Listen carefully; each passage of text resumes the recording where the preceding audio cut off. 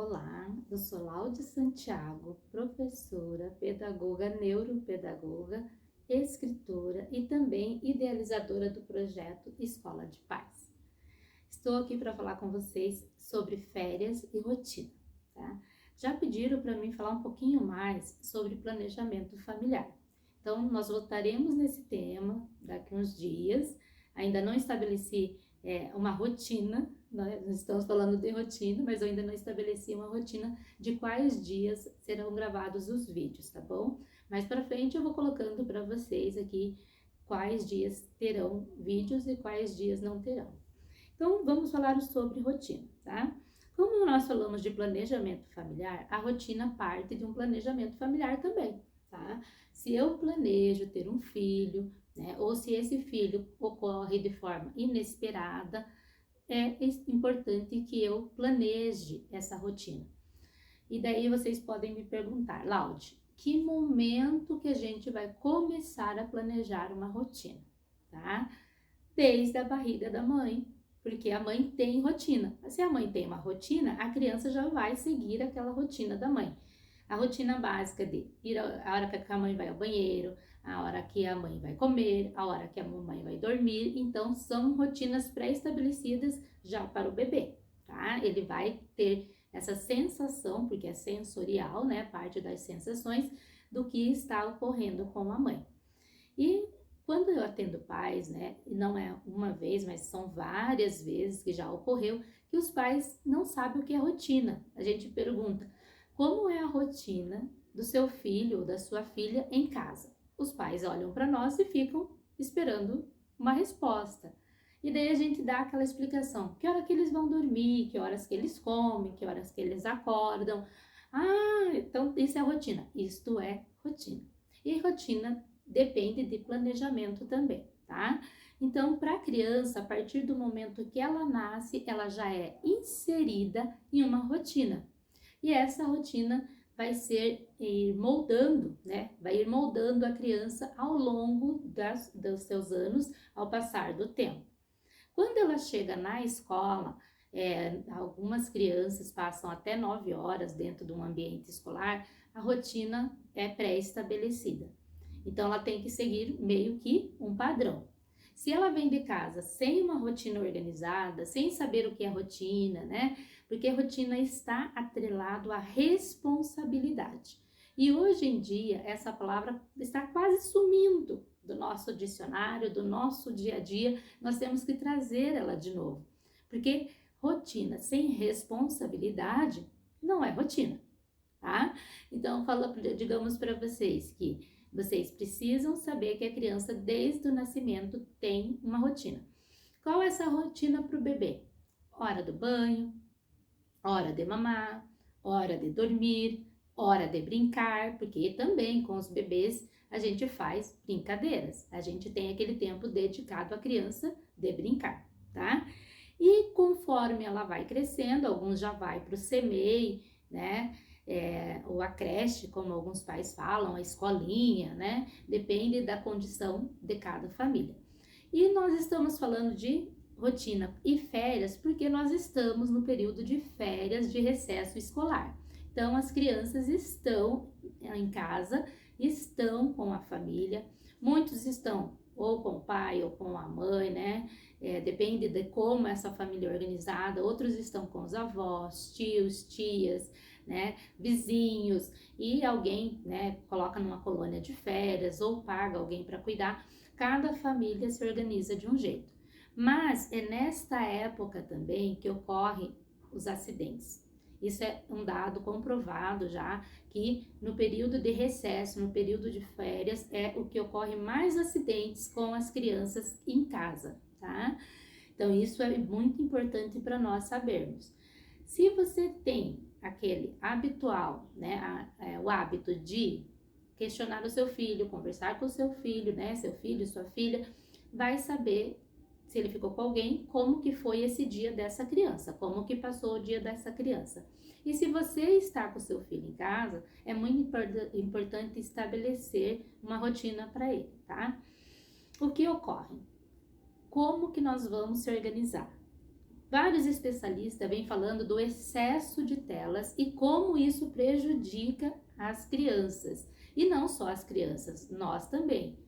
Neste momento, eu estou falando com vocês com duas telas. Tem uma tela ali, né, que está me filmando, e tem uma tela aqui na minha mão. Então, eu estou com duas telas ao mesmo tempo. O que ocorre com esse excesso de telas? É você passar um período muito longo, muito tempo em frente a uma tela. Então, a gente precisa pensar que a criança, ela precisa saber que essa tela vai ser num período mais curto. Porque o nosso cérebro, ele vai programando aquilo que a gente vai realizando no nosso dia a dia. Os vídeos curtos que as crianças estão acostumados a assistir, eles têm em média 15 segundos. Isto mesmo, 15 segundos. E a criança passa para o próximo vídeo.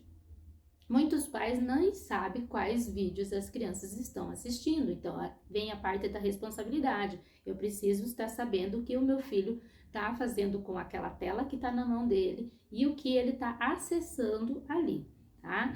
E daí o que ocorre? Quando a professora vai dar aula, né, tá lá na frente, falando, explicando, dizendo, eles não têm a paciência de escutar ou o hábito de escutar. Porque muitas vezes eles também, em casa, não têm o hábito de escutar.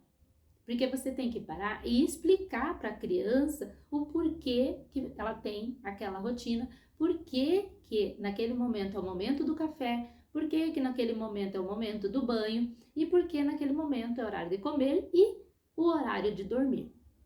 As crianças precisam entender os porquês, tá? E daí na escola a professora tá lá explicando e já passou os 15 minutos, os 15 segundos, desculpa, já passou os 15 segundos, a professora já tá, digamos, 15 minutos falando, e a criança, o cérebro dela já não quer mais. Por quê? Porque ela está acostumada a, de 15 em 15 segundos, mudar a tela. E na escola não tem como mudar a tela, não tem como mudar a professora, não tem como trocar rapidinho assim de um assunto para o outro. Tá? Então a gente precisa compreender esse mundo que a gente está vivendo agora, que é um desafio para os pais e é um desafio para nós também. Então, nesse período, a gente vai prestar atenção que as crianças, para sair desse excesso de telas, eu vou ter que estar participando, né? Eu tenho que participar, porque eu vou ter que programar atividades para que a criança faça. Ela vai estar inserida num processo, né, ali na casa, e não tem problema nenhum a criança arrumar a sua própria cama, né, mostrar para ela como que se ajeita, deixa ela arrumar do jeitinho dela, mas né, vai tomar o seu café, depois vai tirar, vai levar até a pia, né, o seu copo, a sua xícara, e vai ensinando esses hábitos que vai virando rotina e responsabilidade, tá? Com o passar do tempo, crianças maiores já podem ajudar no cuidado com a casa mesmo. Aí depende de como a família se organiza.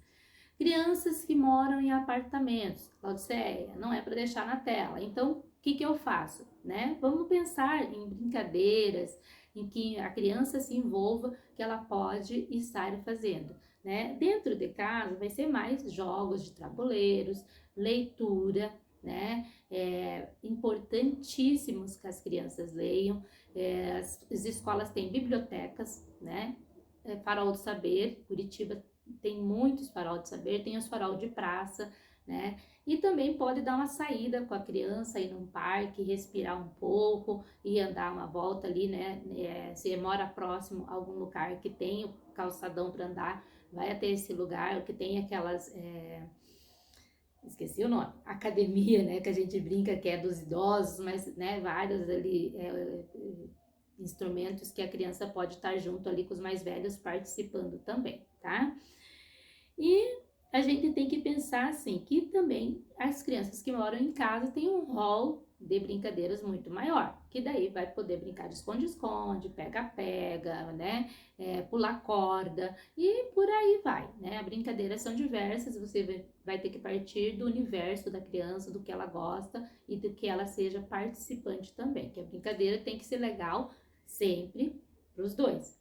Ah, mas é filho único, né? Tá ali só uma criança. Então, eu vou estabelecer uma rotina para esta criança. Neste momento você vai brincar, neste momento você vai assistir, neste momento nós vamos dar uma volta e vamos estabelecendo. Já vai acordar mais tarde, porque estamos de férias, né?